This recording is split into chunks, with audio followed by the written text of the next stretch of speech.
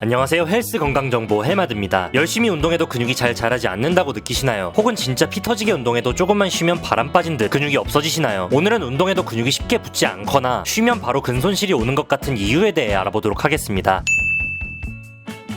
머슬 메모리는 운동을 어느 정도 한 중급자가 수개월 이상 운동을 하지 않아서 근육의 손실이 일어나도 운동을 다시 하면 금방 이전의 골격근량을 회복할 수 있다는 말입니다. 근데 여기서 운동을 어느 정도 한 이 포인트입니다. 운동 몇 개월 혹은 1년 좀 넘게 하고 나서 근육이 내 몸에 안착했다고 착각하는 경우가 있죠. 저도 그랬고요. 하지만 머슬 메모리는 충분히 오랫동안 규칙적인 운동을 통해 근육의 손상과 회복 경험이 많아야 형성됩니다. 그리고 결과적으로 근육이 보유하는 핵의 수가 많아질 때 강해지는 겁니다. 실제로 노르웨이 생물학자 크리스티안 군더센 교수 연구팀에 따르면 근액의 수명은 약 15년 정도로 한 번 생성되면 꾸준히 유지된다고 합니다. 머슬 메모리가 쉽게 생겼으면 웬만한 성인 남성들은 다 근육질이었겠죠. 냉정하게 말해서 생각보다 근육, 특히 근액은 잘 생기지 않습니다. 우리가 근육에 자신감을 가질 때 사실 그건 펌핑인 경우이거나 살 위주로 찐 경우가 대부분이니 적어도 3년 이상 충분한 구력이 쌓일 때까지는 꾸준히 운동합시다.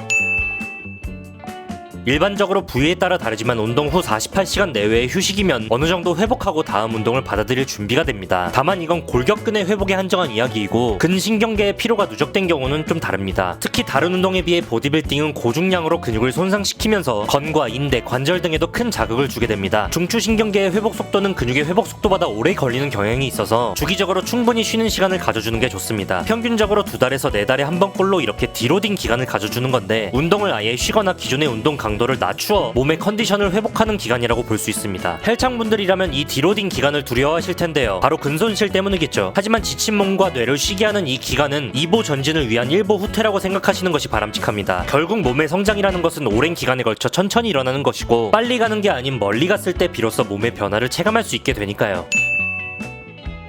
근육과 지방은 각각 1kg을 놓고 봤을 때 압도적으로 많은 열량, 즉 칼로리를 저장할 수 있는 곳은 지방입니다. 인간은 수백만 년 전부터 식량의 부족을 대비하기 위해 몸에 지방을 축적하도록 진화해왔습니다. 필요할 때 꺼내쓰기 위해서죠. 반면에 근육은 만드는 데에도 오래 걸리고 단위 시간당 지방에 비해 소모하는 에너지도 많기에 사실상 생존의 측면에서는 불리한 요소입니다. 근육은 꼭 필요하지 않다면 굳이 달고 다니지 않는 거죠. 그래서 조금이라도 운동에 게으르거나 휴식이 부족하거나 영양 섭취가 충분하지 않다고 판단되면 그 즉시 인정사정 없이 근육을 줄여버립니다. 근육이 안 생기고 혹은 어렵게 생겨도 사라지는 건 내 체질이 약골이거나 잘못된 게 아니라 사실은 진화가 잘 된 결과라는 거죠. 이전 영상에서 근손실에 대한 내용을 한번 다룬 적이 있었는데요. 간단히 요약하면 근손실은 휴식 기간 동안 어떤 생활 습관을 유지하였는지에 따라서도 크게 좌우됩니다. 한 연구 결과에 따르면 쉬는 기간 동안 아무 활동 없이 누워있기만 하는 경우 2주 만에 1kg의 근손실이 일어날 만큼 빨랐죠. 그런데 사실 이렇다고 하더라도 단기적으로 보면 발생한 건 근육 자체의 손실이 아닌 근육 내 수분의 손실이 대부분이었습니다. 즉 조금만 쉬어도 작아져 보이는 몸은 근육이 빠진 게 아니라 근육 내 수분과 혈액, 펌핑이 빠진 거라는 겁니다. 짧게 봤을 땐 너무 걱정할 필요가 없다는 거죠. 실질적인 근육의 손실은 근육으로의 자극이 3주 이상 없는 경우 본격적으로 시작되게 됩니다.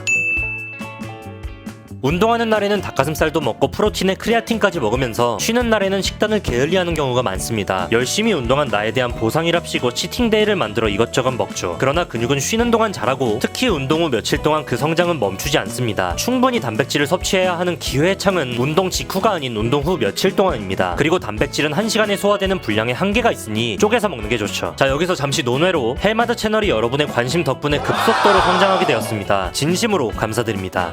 지속적인 채널 운영을 위해 광고도 조금씩 받다가 최근에 꽤 욕을 먹고 있는데 요즘은 반성하고 광고를 많이 줄이려고 계획 중에 있습니다. 그리고 구독자님들께 정말 도움이 되고 살이 되고 근육이 되는 도움되는 것만 하려고 마음먹고 있는데요. 그래서 바로 이번에 오직 근성장과 다이어트만을 위한 곳 랭킹닷컴의 엠베서더로 활동하게 되었습니다. 뭐 랭닥하면 업계 1위 업체라 TV에서도 보고 인터넷에서도 보고 다들 잘 아실 겁니다. 요즘은 닭가슴살 제품들이 먹기 좋게 정말 잘 나오는데 저는 이제 랭킹닷컴에서 단백질 걱정은 끝낼 겁니다. 가장 많은 닭가슴살 라인업, 다양한 제품 종류, 목적에 따른 다양한 가격대의 상품을 보유하고 있죠. 사실 일반인이 특히 직장에 다니거나 학교에 다니는 사람들이 꾸준히 닭가슴살을 챙겨 다니며 식단을 하기란 쉬운 일이 아닙니다. 특히 보충제를 먹는다고 쳐도 하루 한 번 정도로만 족하지 주 단백질 공급원이 될 수 없는 말 그대로 보충의 용도일 뿐입니다. 솔직히 닭가슴살 미리 삶아 다니면서 먹는 사람이 얼마나 있을까요? 개인적으로 과거에는 생 닭가슴살 냉동 제품을 10kg씩 사서 소분 포장하고 그때그때 데워 다닌 적이 있는데 식어버린 닭가슴살의 퍽퍽함은 먹어보셨다면 다 아실 겁니다. 랭킹닷컴 제품 중 제가 가장 마음에 들었던 인메이트 브랜드의 닭가슴살은 시간의 절약 그리고 맛의 측면에서 엄청난 장점이 가득가득합니다. 저는 평소에 회사에 다니면서도 이걸 가방에 챙겨 다니면서 손쉽게 먹고 있습니다. 기본 간이 되어 있고 굉장히 부드러워서 소시지처럼 먹을 수 있는데 반찬이나 소스도 필요가 없죠. 냉장고에 50개씩 한가득 쌓아뒀을 정도인데요. 인메이트 라인업은 누적 판매가 1억 팩이 넘은 제품이고요. 스팀 공법으로 익히고 급속 냉각하는 방식으로 수분을 가둬서 갓 찐 촉촉함을 지켜냈다고 합니다. 맛은 오리지널, 훈제, 청양고추 많은 맛이 있는데 개인적으로 오리지널과 청양고추 맛이 입맛에 맞더군요. 단백질 함유량은 일반 닭가슴살과 동일한 100g당 23g에서 27g이고 냉동 상태 그대로 전자레인지에 넣거나 해동한 채로 조금만 돌려주면 바로 완성이 됩니다. 저는 이 전자레인지에 돌리는 과정도 귀찮아서 그냥 해동만 시켜서 바로 뜯어먹고 있는데 괜찮더라고요. 평소 체중의 2배가 약간 넘는 단백질량을 섭취해주고 있는데요. 계산해보면 약 160g입니다. 아침, 점심, 저녁 식사로 식사당 평균 30에서 40g의 단백질을 채워주고 있고 남는 50g 가량의 단백질은 중간중간 일하면서 포장된 닭가슴살을 뜯어먹고 있습니다. 식감이 되게 부드러워서 그냥 일반 닭다리살 먹듯이 뜯어먹으면 30초 컷 가능합니다. 빠른 근성장과 다이어트를 계획하고 계시다면 꼭 드셔보시길 추천드립니다. 더보기와 고정 댓글란의 링크를 통해 무료로 지급되는 쿠폰팩도 꼭 받아가시길 바라겠습니다. 오늘 영상 내용 유익하셨다면 구독, 좋아요, 알림 설정 부탁드리고요. 헬마더 구독자 여러분, 오늘도 뜨끈하는 하루 되시기 바랍니다.